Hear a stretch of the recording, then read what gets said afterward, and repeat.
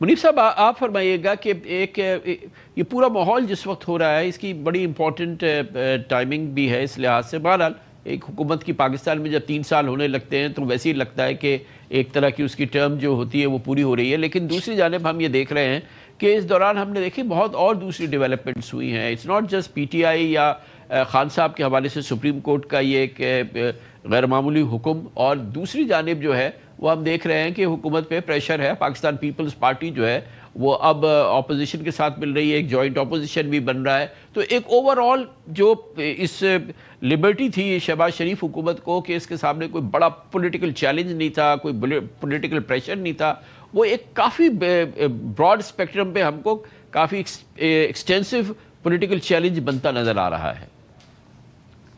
بہت شکریہ کامران خان صاحب. دیکھیے میں سمجھتا ہوں کہ پولیٹیکل چیلنج آسٹینسبلی تو ہے پاکستان پیپلز پارٹی کی صورت میں کہ وہ اتنے کمفرٹیبل نہیں ہے ان دی اسکیم آف تھنگز, اور ان کے لیے کچھ ایک اس میں تبدیلی آ رہی ہے.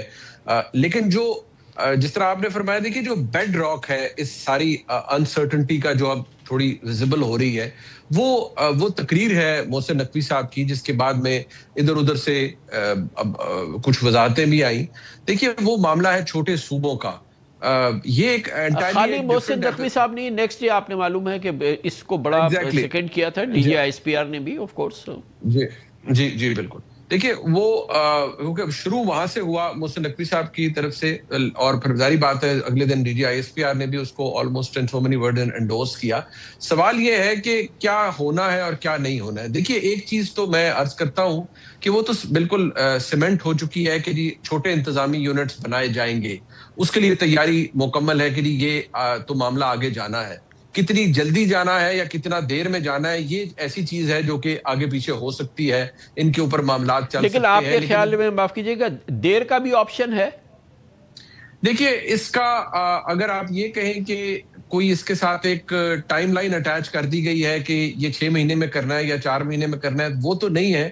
لیکن میں یہ بھی ساتھ کہوں گا ہیونگ سیڈ دس کہ اس کے بارے میں جب آپ بہت قریدیں تو کوئی واضح جواب نہیں آتا کہ کیا کوئی مینٹل ٹائم لائن بھی ہے یا نہیں ہے, which brings us to the conclusion کہ اس کے حوالے سے ایک مینٹل ٹائم لائن ہے, اور وہ مینٹل ٹائم لائن یا جو آؤٹر لمٹ ہے وہ شاید اگلا الیکشن ہے, اس سے پہلے چیزوں کو کلمنیٹ کرنا ہے, کنکلوڈ کرنا ہے چھوٹے صوبوں کے حوالے سے. اچھا, اور اب اس میں جو اوور آل پولیٹیکل سینیریو نظر آ رہا ہے, اور اس میں جو منیزہ صاحبہ جو اسپیس ہے پی ٹی آئی کی وہ بہت ریسٹرکٹڈ رہی ہے الیکشن سے لے کے اب تک, اس میں آپ کو کوئی ماحول لگ رہا ہے کہ اب ان کے شاید سیاسی ہاتھ پاؤں کچھ کھل جائیں؟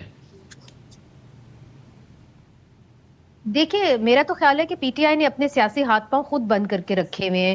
جو کمیٹیز ہیں نیشنل اسمبلی کا سینٹ کے اندر وہ اس کے اندر جاتے نہیں ہیں. وہاں پہ بہت ان کے پاس روم ہوتا ہے, ہر اپوزیشن پارٹی کے پاس روم ہوتا ہے کہ وہ اکاؤنٹیبل ٹھہرائے حکومت کو, مگر وہاں سے بھی وہ نکل آئے ہیں. اگر آپ سڑکوں کی طرف دیکھیں تو سڑکوں کی طرف بھی وہ ایجیٹیٹ اب نہیں کر رہے, اسٹریٹ پروٹیسٹ نہیں کر رہے. تو پھر پی ٹی آئی کہاں پروٹیسٹ کر رہی ہے؟ میرے اور آپ کے ٹی وی چینلز پہ ہی کر رہی ہے نا. So that is the big question کہ پی ٹی آئی نے خود ہی اپنے ہاتھ پاؤں باندھے رکھے ہوئے تھے کمیٹیز میں نہ جا کے, اور جو ایک پروسیس ہے جہاں پہ آپ بڑی اچھے طریقے سے اپوزیشن حکومت کو آڑے ہاتھوں لے سکتے تھے, آپ نے نہیں لیا. پبلک اکاؤنٹس کمیٹی کامران صاحب آپ کو بھی پتہ ہے مجھے بھی پتہ ہے ایک بہت بڑی فورم ہوتا ہے جہاں پہ اپوزیشن ایک کنسٹرکٹیو رول ادا کر سکتی ہے اور حکومت وقت کو جو ہے اکاؤنٹیبل ٹھہرا سکتی ہے, مگر وہ بھی نہیں ہوا. مگر جہاں تک منیب فاروقی صاحب بات کر رہے ہیں صوبوں کی, تو کیا صوبوں مولانا فضل الرحمان صاحب نے بالکل ٹھیک کہا, کیا پریپریشنز ہوئی ہیں کہ جی آپ نے یہ ایڈمنسٹریٹو یونٹس بنائے ہوئے ہیں, پاکستان کا جو نظام ہے وہ چل نہیں رہا, تو اس کا کیا آنسر ہے کہ جی آپ اور صوبے بنا لیں. اچھا ٹھیک ہے, تو اس کے لیے پھر آپ نے کیا پریپریشن کی ہے؟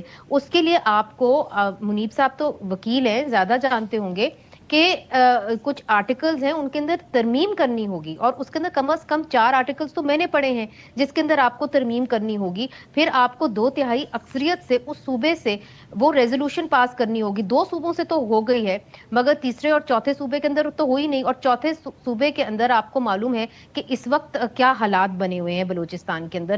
تو پھر آپ جب یہ بات کرتے ہیں کہ کیا آپ پھر سے عوام کو ٹرک کی بتی کے پیچھے لگا رہے ہیں, بہت سارے اینالسٹ یہ سمجھتے ہیں اور ان کا شک پڑتا ہے اور سیاستدانوں کا بھی شک پڑتا ہے کہ شاید چھوٹے صوبوں کی بات کر کے NFC ایوارڈ کی جو تقسیم ہے اس حوالے سے اس فارمولا کو چینج کرنے کی اپرچونٹی مل جائے گی، اور شاید یہی جو NFC ہے وہ ہدف ہے۔